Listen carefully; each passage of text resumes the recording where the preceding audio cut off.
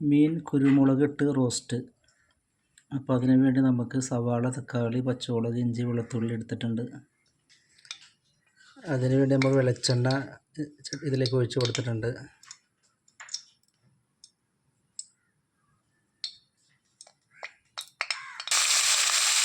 സവാള ഇതെല്ലാം നമ്മൾ ഇട്ട് കൊടുത്തിട്ടുണ്ട്. നമ്മൾ വെളുത്തുള്ളി മിക്സ് ചെയ്തെടുക്കാം.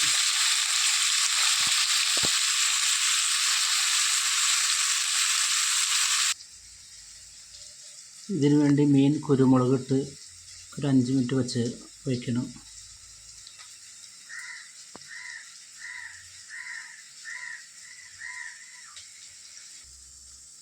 അതിലേക്ക് കാശ്മീരി ഫിഷ് മസാല, മുളക് പൊടി, മഞ്ഞൾപ്പൊടി, മല്ലിപ്പൊടി ഒക്കെ ഇട്ട് കൊടുക്കാം.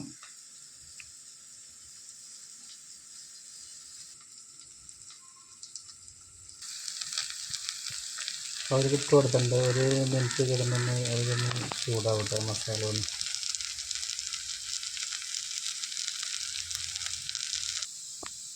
സവാള ശരിക്കും കളർ മാറേണ്ട ആവശ്യമില്ല, ചെറിയൊരു മാറി കിട്ടിയാൽ മതി. അതിലേക്ക് മസാല ഇട്ട് കൊടുക്കാം.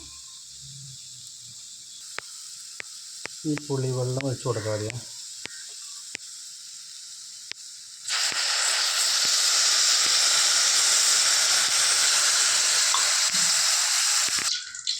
ഇപ്പോൾ കുരുമുളകിട്ട മീനൊന്ന് പൊരിച്ചെടുക്കാം.